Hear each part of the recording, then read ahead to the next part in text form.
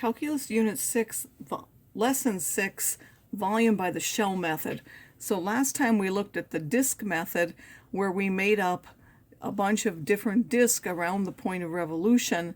Now instead of revolving that, we're going to revolve it and then take a bunch of shells that make that up, as you can see in this picture. So we're going to take a bunch of cylinders that will make up the same volume as that shape.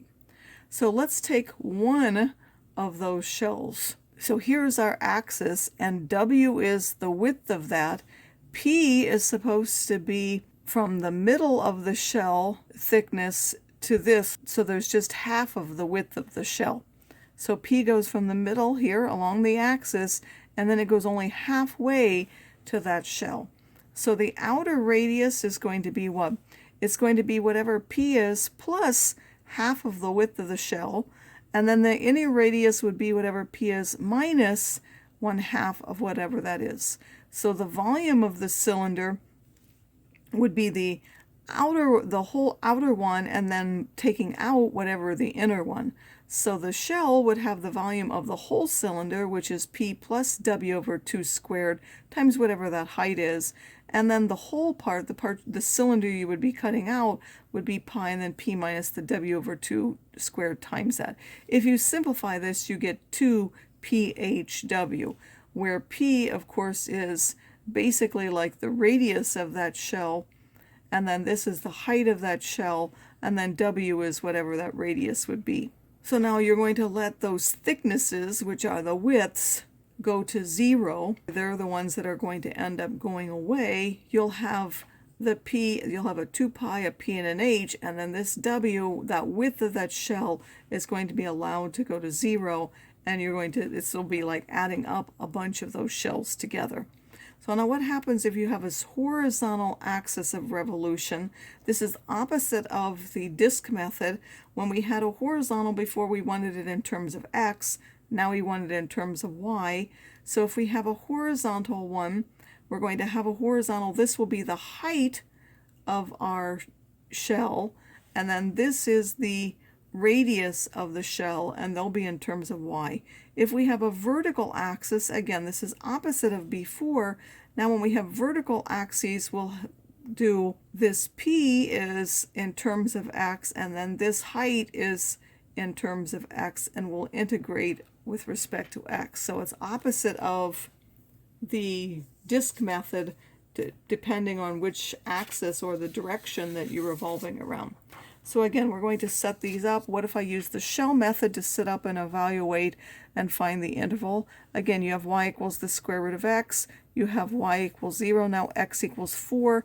We want to revolve around the y-axis. So that is a vertical axis we need to set up in terms of x. We're going to go to a particular point. This is going to be the radius of our shell, meaning we're going to take a bunch of shells that are going around this way. The radius around that will be x in this case, and then this would be whatever the height is, which is the square root of x. So you're taking 2 pi p and then h and then with dx and integrating that. Suppose we have y equals 1 over x, which is now part of this function from x equals 1 and 2, and now we want to go around the x-axis. Well, that is now a horizontal axis. We need to set up everything in terms of y.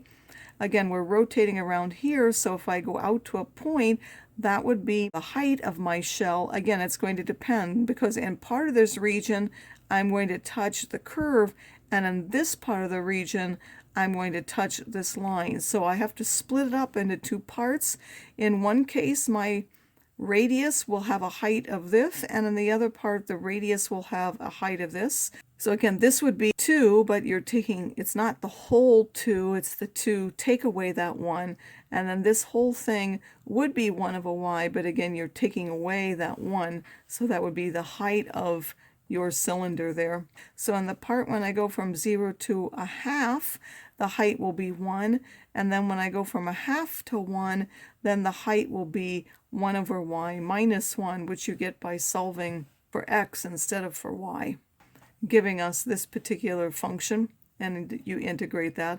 So in this one, if you want to do 2 using the disk method, and then we want to look at which one's easier, well now again, because it has a horizontal axis of revolution, we need the radius of that in terms of x, so that would simply be this right here, which is simply the y value 1 over x, and then I'll remind you that that's pi r squared dx. Remember, this one is 2 pi p and then h when you do it.